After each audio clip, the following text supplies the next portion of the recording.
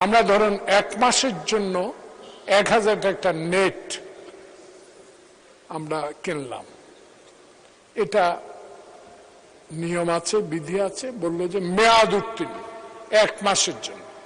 1 মাসে আমার 1000 টাকা খরচ হলো না। যে বাংলাদেশের 4টি টেলিফোন কোম্পানির কাছে 13,400 কোটি টাকার উপরে পাওনা।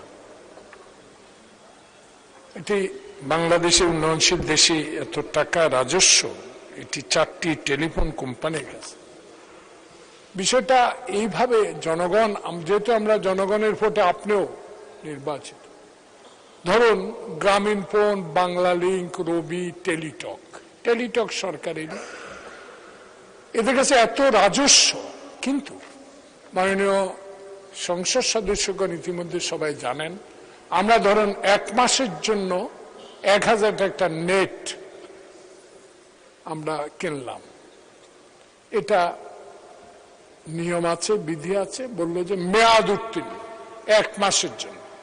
1 মাসে আমার 1000 টাকা খরচ হলো না, আমার 500 টাকা খরচ হলো, 400 টাকা খরচ হলো, কিন্তু 1 মাস পর সেটা অটোমেটিক্যালি মেয়াদ উত্তীর্ণ হয়ে যায়, টাকাটা ওদের ঘরে চলে যায়। মাননীয় সদস্য কি পয়েন্টটা করতে চাচ্ছেন, মেক আউট করেন point to the point. Make out এইটাই, আমি সংক্ষেপে, আমি আপনার 1 মিনিট জনস্বার্থে, এটা আমার ব্যক্তিগত স্বার্থ। বিষয়টা হলো এত 1000 কোটি টাকা এরা দেনা, কিন্তু আমাদের বেলায় কেন আরেকটি বেলা বিমান, শুক্রবার বৃহস্পতিবার যারা দূরে যায়, শুক্রবারে বৃহস্পতিবারের টিকিটের দাম 10,000, আর অন্যদিন 2800, 3000। এইসব বিষয়গুলো আপনার নজরে আনিম মাননীয় স্পিকার। মাননীয় সদস্য, আপনি নোটিশ দেন, যথাযথ নোটিশ দিলে আমরা সংসদে সেটা প্রয়োজনে আলোচনা হবে। নোটিশ দেন আপনি। ধন্যবাদ।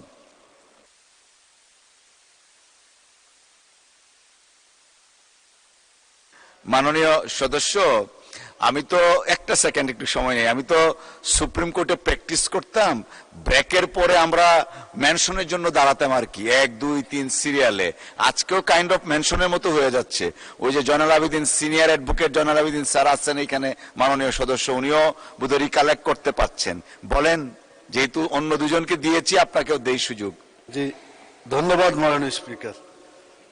দুইটা বিষয়ে আমাদের জয়নাল আবেদিন মাননীয় সংসদ সদস্য তুলে ধরছেন, তো আমি দুটা বিষয় বলি। একটু আগে উনি বললেন, আপনিও বললেন যে আপনারা এটা নোটিশ দেন, বিমানের টিকিট এইভাবে বৃহস্পতি শুক্রবারে ডবল, তার চাইতে বেশি হয়ে যায়, আর সাধারণ এইটার ব্যাপারে একটা যে জুলুম চলছে, এই জুলুমের বিরুদ্ধে আমি একটা নোটিশ দিয়েছিলাম মাননীয় স্পিকার।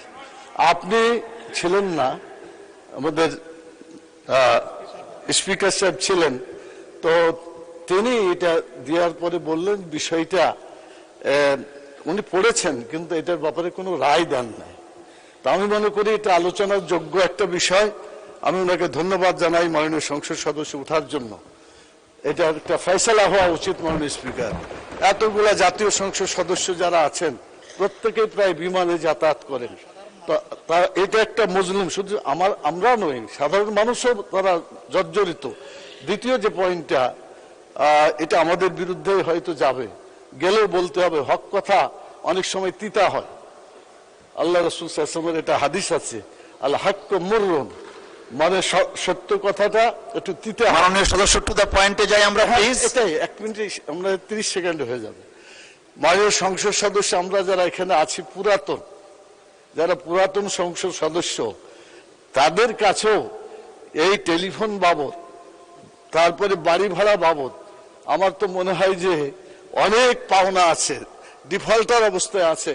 আমাদের নিজেকেও সংশোধন হওয়া উচিত, কারণ ঋণ রেখে যদি মারা যায়, এই লোকের ভালো আমল কবুল হয় না মাননীয় স্পিকার। এজন্য জাতীয়ভাবে যে সম্পদগুলা আমাদের মাননীয় সংসদ সদস্য, ধন্যবাদ মাননীয় সদস্য, you made your point, thank you, please take your seat.